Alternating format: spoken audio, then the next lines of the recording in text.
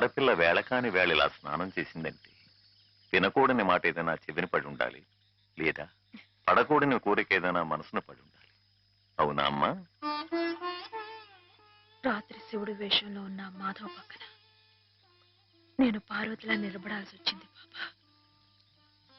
పార్వతిలా నటిస్తేనే స్నానం చేశావు. రేపు ఆ శివుడి పక్కన పార్వతిలా జీవించాల్సి వస్తే?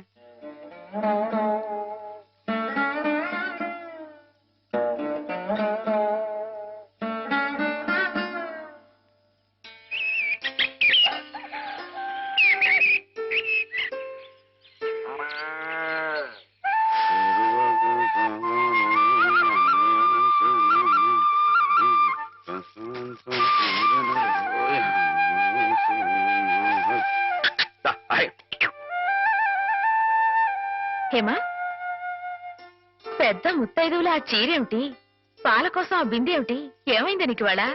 ఏం కాలా, నేను వెళ్ళి నీళ్లు తీసుకొస్తాను, నువ్వు వెళ్ళి పాలు తీసుకురా. రోజు నువ్వు వెళ్ళి పాలు తీసుకొచ్చేదానివి, ఇవాళ కొత్తగా ఏం మార్పు వచ్చింది? నిన్నటి ఆదివారం వెళ్ళిపోయి వాళ్ళ సోమవారం వచ్చింది, అదే మార్పు. పెద్ద మాటలు. నేనెప్పుడో నీళ్లు తీసుకొచ్చేసాను, నువ్వు వెళ్ళి పాలు తీసుకురా. టైంకి సరిగ్గా కాఫీ అందకపోతే ఒక్క నిమిషంలో సోమవారాన్ని మంగళవారం చేసేస్తాడు నాన్న. నువ్వు వెళ్ళు.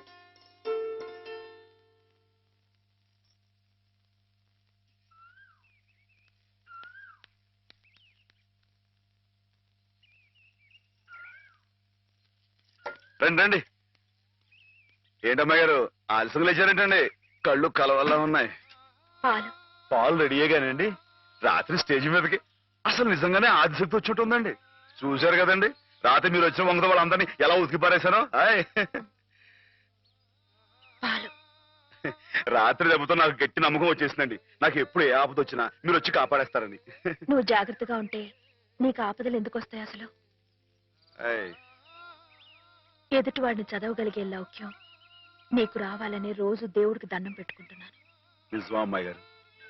రోజు నా గురించి మీరు దేవుడికి దండం పెట్టుకుంటారా? పాలు చూడు. బాగుంది నాన్న, బాగుందండి. శుభం. మరి అబ్బాయికి అమ్మాయి నచ్చింది కాబట్టి ఆ ఇచ్చిపుచ్చుకోవడాలు కూడా మరి మాట్లాడండి బాబు. అబ్బాయి గారికి అమ్మాయి గారు పాస్ అయిపోయి సరే అండి, మరి అమ్మాయి గారికి అబ్బాయి గారు పాస్ అవ్వట్లేదు ఏంటండి? అయ్య బాబా. వెళ్తాం గారు మిమ్మల్ని కొంచెం అలా బయటికి రండి. రండి. అమ్మాయి గారు మీకు పెళ్లి కొడుకు అన్ని విధాలా నచ్చితేనే ఈ పెళ్లి జరుగుతుంది, లేకపోతే జరగదు. చెప్పండి, మీకు అబ్బాయి నచ్చాడా? ఆడపిల్లలు నువ్వు ఇట్ట అడగగానే అట చెప్పేస్తారా? రైటేలేండి, ఇటప్పుడు కొంచెం ఇరకాడంగానే ఉంటుంది. ఓ పని చేయండి, అబ్బాయి మీకు నచ్చితే నవ్వుతూ తలదించుకోండి, నచ్చదనుకోండి కోపంగా నాకు తిరిగి చూడండి. అయ్యి బాబాయ్ అదేంటండి? అటు నవ్వు కాదు ఇటు కోపం కాదు, అటు బాధగా చూసి అర్థం ఏంటండి? నాన్నని చెల్లెల్ని మిమ్మల్ని అందరినీ వదిలి వెళ్ళాలంటే బాధగా ఉంది.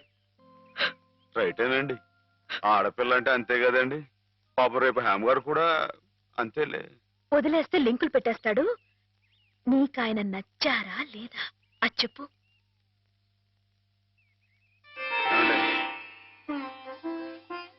పాస్ అయిపోయినట్టే.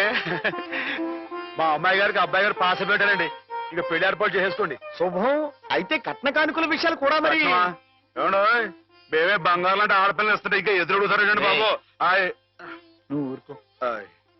సంతలో పశువుని పెట్టి బేరం ఆడినట్టు నన్ను మధ్యలో పెట్టి బేరం ఆడడం నాకు సుతరాం ఇష్టం లేదు.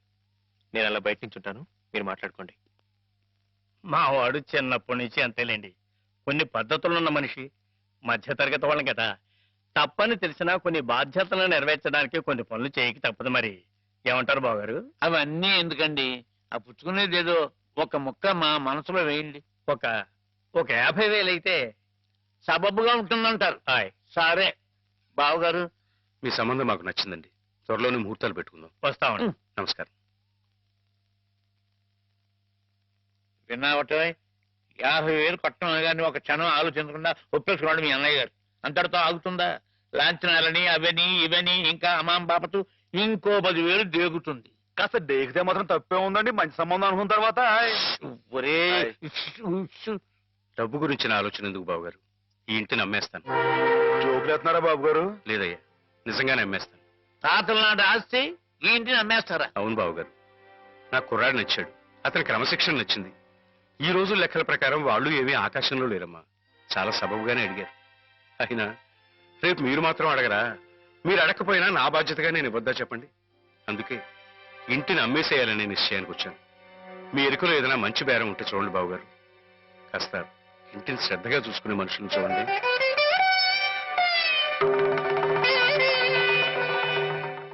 బామ్మగారు. ఎవరు? మాధవ. హాయ్. రా బాబు కూర్చో. మా వెధవా ఇంట్లో లేడు. నేను మీతోనే పని నుండి వచ్చానండి. నా కోసమా? ఉమ్. ఏమిటి బాబు? నేను మిమ్మల్ని ఒకటి అడుగుతానండి, మీరు కాదనకుండా నాకు మాట ఇవ్వాలి. ఏమిటది?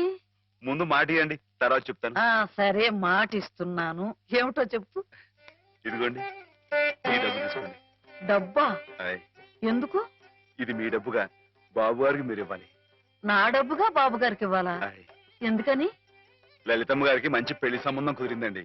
50,000 దాకా కట్నం అడిగారు. ఆ డబ్బు కోసం బాబు గారు ఇల్లు అమ్మేస్తున్నారు. ఇల్లు అమ్మేస్తే ఆయన ఏమైపోతారు పాపం? అందుకే కదండి ఈ డబ్బు ఇస్తున్నాను. నాకు ఎప్పటి నుంచోనండి బాబు గారి పుస్తకం వచ్చేయించాలన్న చిన్న ఆలోచన ఉందండి. ఆ కోరిక ఉపయోగించుకుని ఈ డబ్బు బజార్ కింద ఇచ్చామనుకోండి, ఆ పెళ్లి ఖర్చుకి ఉపయోగపడుతుంది, ఆ ఇల్లు నిలుస్తుందండి. అవును, ఇంత డబ్బు ఎక్కడిది నీకు? అప్పు చేశావా? నాకు ఆవులున్నాయి కదండి, అందులో కొన్ని అమ్మేశానండి. మిగతావేమో బేరం పెట్టాను. ఇలా అన్ని అమ్మేసుకుంటే నువ్వేం తిందామని. మళ్ళెవరే మీరంతా లేరేంటండి? మీ ఇంటికి వస్తే ఓ ముద్ద పెట్టరా? నాకు ఈ సాయం చేసి పెడతారు కదండి. మారేడు దళం శివుని పాదాలు తాకాలంటే ఏ చేతులు కాదంటాయి? ఎంత దొడ్డ మనసురా నాయనా నీది.